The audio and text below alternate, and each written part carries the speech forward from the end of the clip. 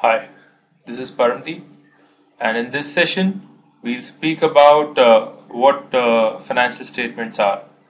In this particular tutorial, we'll study about the profit and loss account or the income statement. So let's first of all study what an income statement looks like. So the first part in any income statement is the revenue. So the revenue is the total sales that the company has. So if we take a very simplistic example, so for example, if I have a candy manufacturer or a chocolate manufacturer, the sales or the revenue would essentially be equal to the price of each product multiplied by the volume sold, right? So for example, if I'm selling let's say 100 chocolates, so my volume is, let's say, 100 chocolates, and I sell each chocolate at $2 a piece, my total sales would be 200, right? So my total sales would be $200. Is that okay? So this is also called the top line of the company. Is that okay? Because this is the first element that gets into your profit and loss account. Now once you have your profit, sort of your revenue, then you start paying out your costs. So the first cost in this is the wages or the salaries paid to the employees who are involved in the production work, right? The next obviously is the raw material used in the production work. Then you have the factory overheads and you have the depreciation, right? So from this you subtract the cost of goods sold. So all this combined is called the cost of goods sold. So from the sales I subtract the cost of goods sold. So my cost of goods sold primarily is coming from 3 or 4 main sources. The first source is the raw material that I use. So for example, I could be using, let's say, cocoa, right? And obviously I could be using, let's say, milk, right, and so on. So let's say if I used a cocoa worth of let's say $10, I used milk worth of $10. So these are the raw materials that I used. So this is the raw material that I used. Then I pay wages to my factory workers, right? So for example, I pay wages to my factory workers. Let's say if I'm paying them $1 per day and they work for 30 days in which this $200 of sales is generated. So they work for 30 days. I pay them total wages of $30. Okay, this is obviously a very obscure example, but it nonetheless clarifies the concept as far as the P&L is concerned. Post that we have the factory overheads and the depreciation. So the main part that I'll consider here is depreciation, right?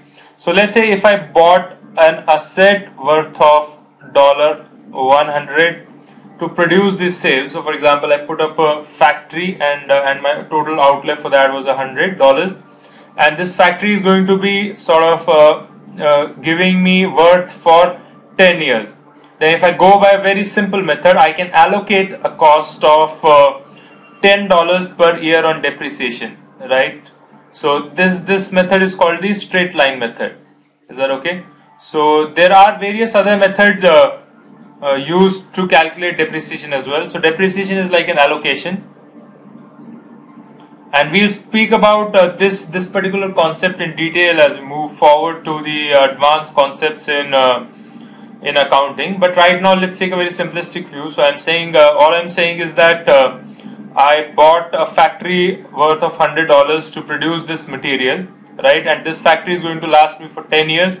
So by a very simple method of a straight line allocation, I allocate $10 to each year, right? So my total cost of goods sold in that case would be $10 for the cocoa, $10 for the milk, $30 for this, and $10 for the depreciation. That adds to $10, $10, $20, and $30, $50, and $10, $60. Is that okay? So from that, again, I subtract the total wages and the amortizations that I pay to the salespeople, right? To the salespeople and the various overheads that I have. So from that, I subtract sales, general, and administrative expenses. So part of this would go to marketing and sales. So marketing could be in the form of commission, sales could be in the form of in the form of direct salaries paid to your employees who are involved in the sales process, and then there could be overheads. So for example, if you have a finance department, you pay salaries to them. You have an office, an administrative office, a finance office, and so on.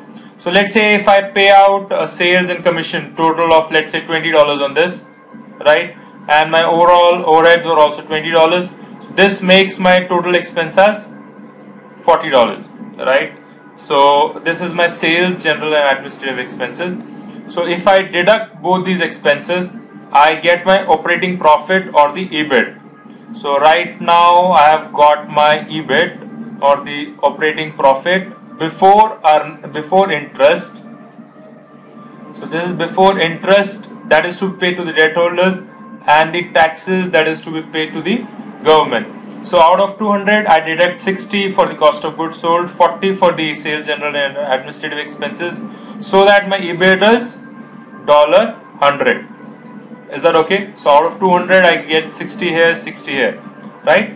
Now let's say, obviously, to fund this, I have also taken a loan of, let's say, $100. So I had a loan of $100, right? And the interest rate prevailing in the economy is, let's say, 10%, right? So I also pay an interest of 10% on this $100. So my total interest expense is basically $10. So from this I deduct the interest expense, right? That is essentially $10. So that goes to the people from whom I had sort of borrowed money to sort of fund this operation. So this gives me a total earning before tax, also called the profit before tax, of $90. Is that okay? From this I pay to the government. Let's say if I'm paying a tax of, if my tax rate is, let's say, 30%. If my tax rate is 30%, so I pay another $27 to the government, right? So my taxes would be $27. So 30% of $90, that's basically $27, and I get my PAT, the profit after tax, which is $90 minus $27, and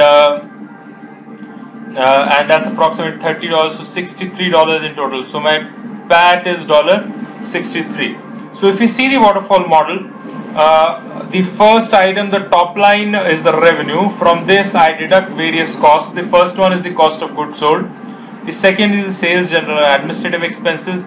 Third one, I pay to my debt holders, then I pay to the government. Whatever is left is all mine. I can take it in the form of dividends, or I can put that back into my company in the form of retained earnings. Is that okay? So that is sort of an overview of the income statement. Yeah. So I guess this gives you a fair idea about what an income statement is. Now, there are a few more concepts that we need to understand about the income statement. The first concept is the concept of an EBITDA, right? So, if you were to remember, then we had calculated the operating costs, right? And we had deducted the depreciation from these operating costs. If you remember, depreciation is just like an allocation, right? So, for example, if in year 1, right, I bought the asset for, let's say, $100, right, and this asset is going to last me for 10 years, right? So the life of the asset is let's say 10 years, right? Then sort of in year 2, right, I have no other cash going out of the company, right? So although I keep allocating, so for all the years, year 1, year 2, and so on up till year 10, I allocate a cost. So this is like an allocation. I allocate a cost of $10 to each year, but the cash outflow happens in year 1 only, right? So the cash outflow is in year 1 only. There is no real cash outflow in the rest of the years. Is that okay? So if I were to sort of understand about the cash coming in from the operations of the company, right? So if I were to understand about the cash coming from the operations of the company, this measure called the EBITDA, the earning before interest, tax, depreciation and amortization, is a very good measure. So if you can see, this is like the total operating cost to me. Out of these operating costs, the depreciation is not a cash outflow for me, right? So an EBITDA is sort of a proxy for the cash being generated from the business.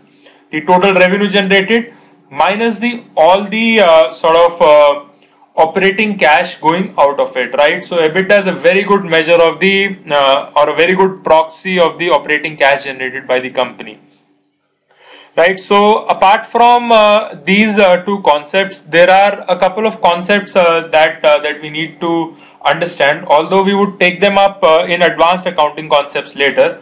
The first is, as I told you, the depreciation. So because of depreciation, what happens is that as per the company law, right? As per the company law, I am allowed only to use the straight line method. But as far as the tax purpose is concerned, I am allowed to use the double depreciation method. We'll understand when we come to depreciation what these two concepts are. Now, the difference between these two accounting standards, right? So the difference between these two can sometimes lead to a deferment of taxes. Is that okay? So the difference between these two, again, this is a temporary difference. You have to sort of pay the taxes at a later point of time, is called deferred taxes. I'm sorry, it's called the deferred taxes. What happens is that because of one of these methods, your profit might be a little higher, or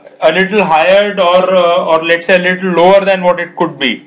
So it can lead to a deferred tax liability or a deferred tax asset. Is that okay? And this sort of deferred tax liability or asset gets cancelled at some point of time later.